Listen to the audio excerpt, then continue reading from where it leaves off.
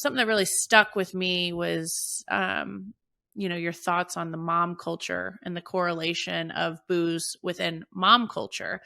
And that was something that that really hit me like a ton of bricks. So I'd love for you to just speak candidly on that.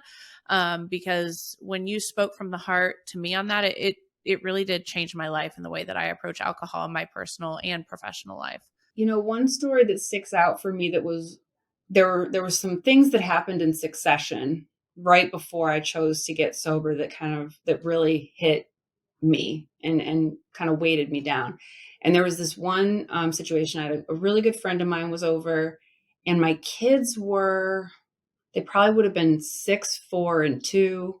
2017, yeah, 6, 4, and 2. And I was making cookies with them. My friend was making cookies with me and with them, and I was drinking wine. And there was a moment where I said, and it was like, how you make those comments and you're kind of fishing, kind of to see what somebody would say.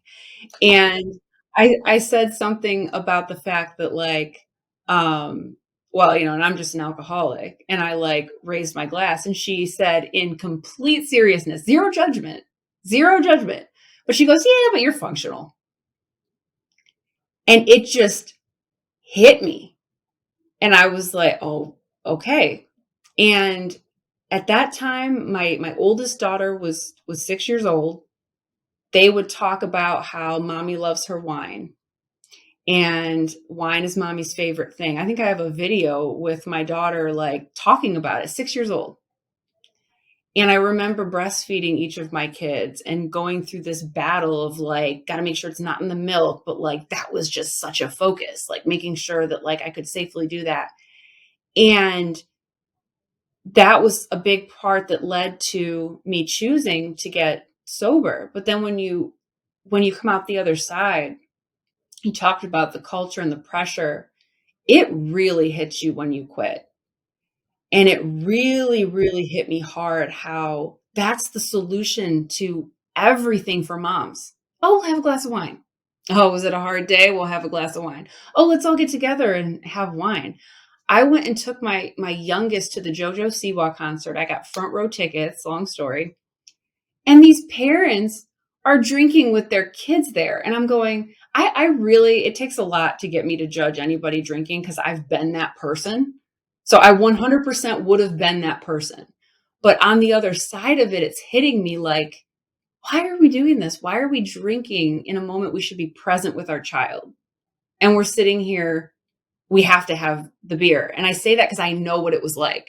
I was that person. You go to a birthday party, a kid's birthday party, and you've got alcohol there, And there was this one article, and I cannot find it again. And I'm so upset that I can't find it. I've tried Google searching and I can't find it. But this mom wrote about how she had her adolescent daughter at a store, and they were planning for her to have a birthday party sleepover.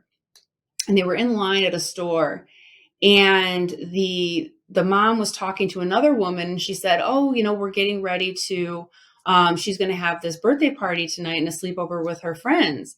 And the person responded to her, and this other mom was like, oh, right. So you're going to got to make sure you get the wine. Mom's got to make sure she has her wine there to handle all that.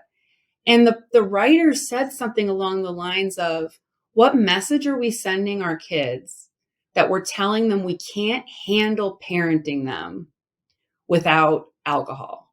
That it's so difficult to be their parent that we have to numb out. We have to medicate ourselves with alcohol. And she's going, no, I'm not going to have wine. I want to have fun with my daughter. I had never thought of it through that lens. And it was crazy to me. So I'll stop there.